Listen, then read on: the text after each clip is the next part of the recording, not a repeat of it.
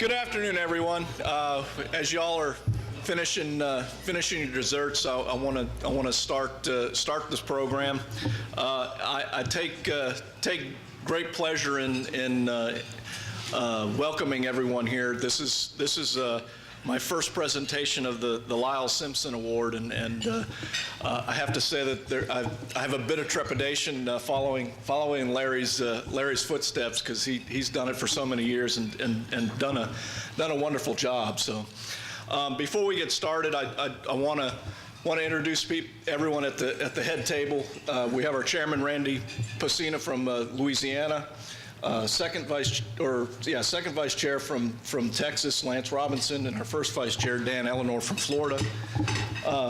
Sarah Voisin, Mike's wife, and Pam Simpson, Larry's wife. So glad that everyone could make it, and it is a great honor to represent the Gulf States Marine Fisheries Commission for this ceremony. As many of you are aware, the Commission recently decided to rename the Charlie H. Lyles Award to the Lyles-Simpson Award in tribute to our long-term Executive Director, Larry B. Simpson, who passed away in April of 2013.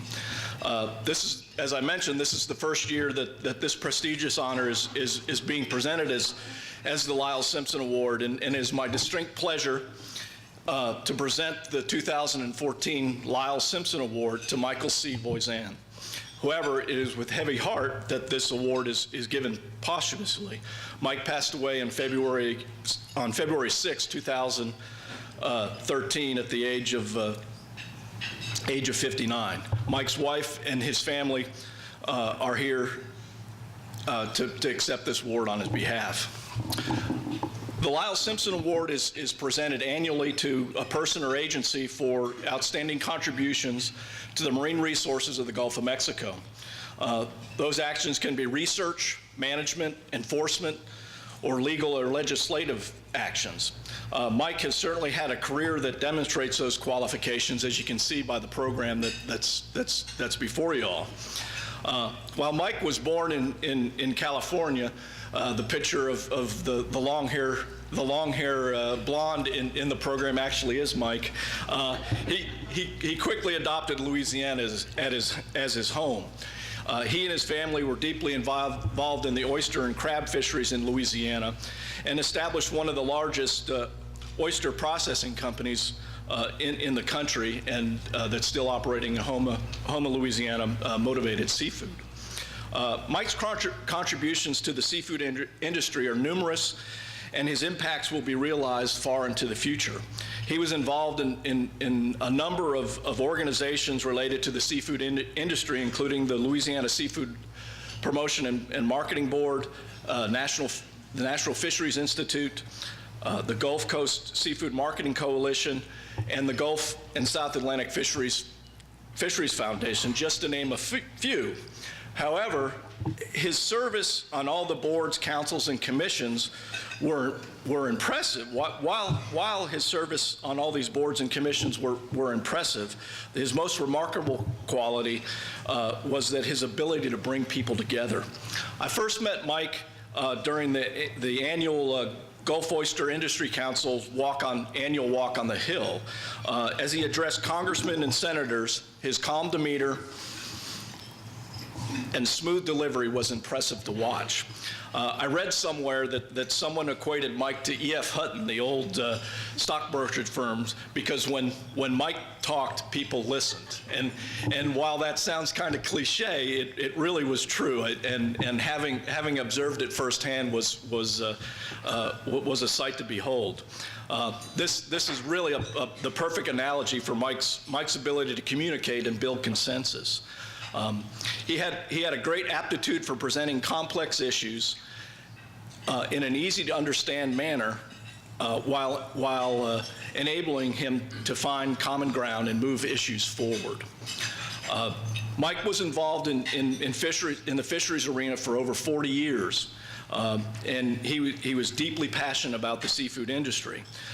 It was an honor to have worked with him over the years, and I take great pride now in presenting his family with this distinguished award.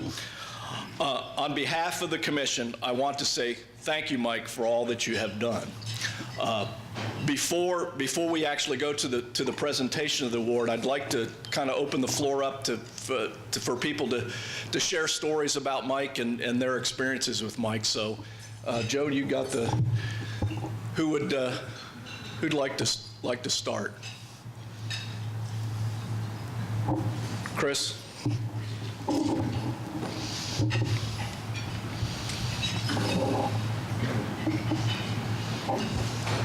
I'll try hard not to start bawling. Mike was probably my best friend. Al and Mike and I were the three amigos. We like to talk about ourselves as the three amigos in the business.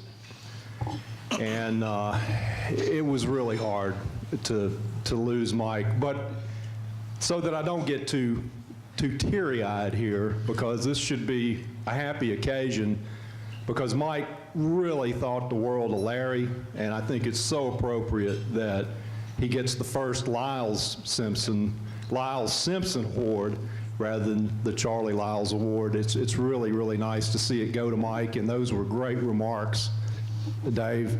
One of Mike's favorite stories for me to tell, because I always have to do my Bill Clinton imitation, which he forced me to do, was when we went to this party. It's the only time I've well, no, the second time I've been to the White House, but the only time I'd really been there in official business, I guess, was on the White House South Lawn. It was to honor some sheriff of some parish in Louisiana, and was a big Democrat, and it was when Bill Clinton was the president. And we were there, and Sarah was not with us. She was back home in Houma.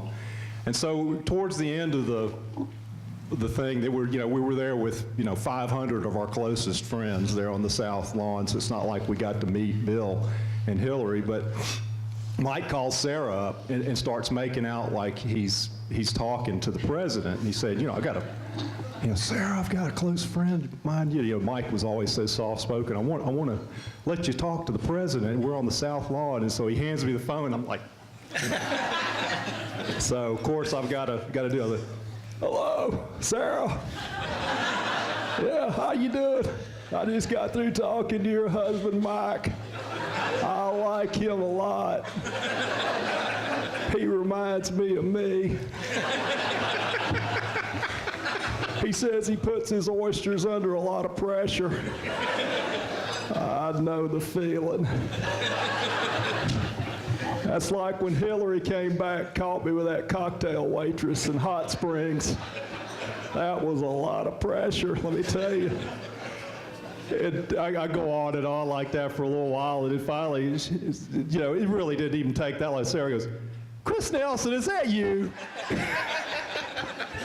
Well, the really funny part of this story, a lot of y'all have already heard that one, is after I told this story at a foundation function, I think it was Greg or Kevin, I think it was Greg, came up to me and said, all these years I didn't know that was really you that talked to Mom. Dad said that was actually Bill Clinton. He'd been telling his sons that, Bill Clinton actually talked to your mom, from the White House lawn. So anyway, Mike loved to laugh big. He was a great fan of humor. He had a great sense of humor. He loved big. Everything about Mike was big. He was a big man physically. He was a big man emotionally. He loved big. He loved his friends. Al and I felt the love from him. He did so much for us. He left such a wonderful legacy with his family and the business that he left behind thriving. It just really does me a lot of good to see him get this honor and see his family here to accept it on his behalf. Thanks.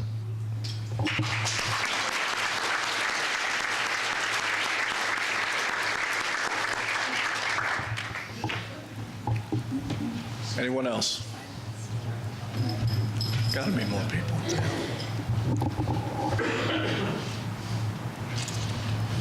Yeah, Sarah, I just want to take an opportunity to thank you and your family for sharing Mike with us. I am honored to have been able to work with Mike. And, you know, the things I remember about him is probably not what I first thought about him when I met him. I mean, he was a great businessman, smooth talker. But what I remember about him is how honest he was, his hard work, his good work ethic, how much he loved his family. So I appreciate that y'all shared him with us, because I know as active as he was for the seafood community, I know he was away from his family a lot, so we appreciate it. Thank you.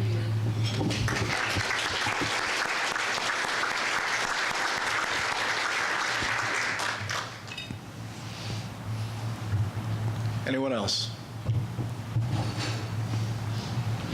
Well, you want to say something? Well, Chris, let me tell you the other side of that story. When Chris called me, I was pregnant for that little girl that's grown up now, right there, and I was due. And I told Mike, I said, if I have that baby and you're in Washington, we're getting a divorce. So when he had you call me, he was trying to smooth it over, Chris. And it turned out that I did go in labor that night, but I was determined not to have the baby when Mike wasn't there, so I sat up at the table all night long, and luckily I didn't have the baby that night. And there's another funny story that goes with it, because you never know the whole story, right? There was a woman that was traveling with them at the time, and one of the representatives really liked her. And so in fact, he kept hitting on her, and she said, Mike, can we trade room keys? I'm so afraid Representative so-and-so is going to show up at my door in the middle of the night. And so Mike, not thinking, said, sure, you know? Not thinking that me being in labor, calling and a woman would answer the phone. Wow, Mike. Well, luckily for Mike, I didn't call. And he told me later, and we were like, oh my goodness, Mike, that would have been it, you know? But I just have to say that it means a lot to me that Mike made a difference. Because he was gone a lot, and I knew he was doing good things. I was the most blessed woman. I'm sure we could argue that, couldn't we? I was the most blessed woman for 40 years. And I can't tell you how grateful I am to have been blessed with such a wonderful man who truly loved me inside and out, just good times and bad, and put up with me, and I put up with him, of course. You know, we were best friends. I miss him dearly. And let me tell you something about Mike Voisin that only I would know, maybe, you know, because I obviously talk to him all the time. But what you saw was real. Mike never said something to your face or behind your back. Let me change that. He never said anything behind your back that he didn't say to your face. And that was one of the reasons why I married him in the first place. Because when we were dating, and there were characters that come around, I thought, wow, I was waiting for Mike to say something. Didn't happen. Mike wasn't one to do that. And he wasn't one to tell you something that wasn't true. And he wasn't one to under-exaggerate or over-exaggerate. He was an absolutely true blue man. He was passionate, and when he loved, he really loved. I was the luckiest woman in the world, even though I teased him and told him he was the one who was lucky, but I really was the one who was lucky. Thank you for all that you were to him. Friend or foe, everyone was a friend, because he always saw the good in opposition. He saw the good and the importance of it all, that there was balance in everything. And that was kind of aggravating to live with sometimes, to tell you the truth, right? I mean, sometimes I'm like, come on, Mike, just once, be on my side. No, Sarah, no, you know. So he was really, he was for real. And I just want you to know, I'm grateful, so grateful for the opportunity to accept your honoring him today. He was so worthy, so worthy. And thank you for all that you do to carry the torch forward today. Because, oh my goodness, I wish I would have paid attention more, because I don't know how to do what Mike did. And I'm sure you guys are saying the same thing. But if I would have paid attention more, I could have at least maybe pulled up a little more slack for you. But thank you for all that you do, because I know you're doing it. Keep going. I know Mike and Larry are fighting for us on the other side. They gotta be, they better be. They're gonna hear from me when I see them again. But God bless you. I know that God lives. I know that families are forever.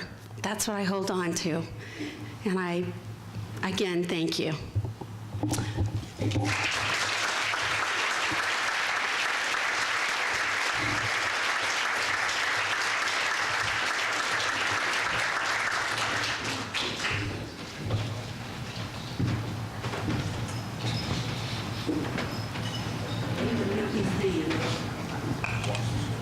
Yeah, well, here, Joe.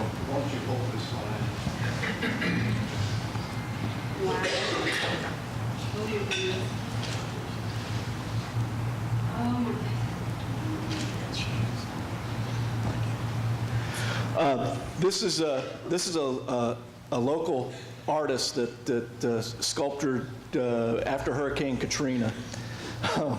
After Hurricane Katrina, he sculpted several of the trees that got wiped out by Katrina, and the plaque says, "Presented to Michael C. Voisin, Gulf States Marine Fisheries Commission, Lyles-Simpson Award, October 14th, 2014." So hopefully, this will be a representation of Mike, and will help you remember this. You know, what you don't know is, on Mike and I's honeymoon, we just happened to be at our hotel. There was this big display of the Audubon birds, and this reminds me of our honeymoon. So thank you. You can.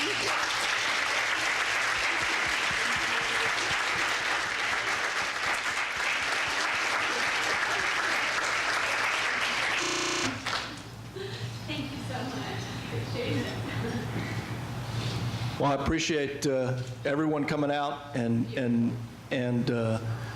contributing to this celebration of a wonderful man, and enjoy the rest of the afternoon. And I believe we start back at 1:30.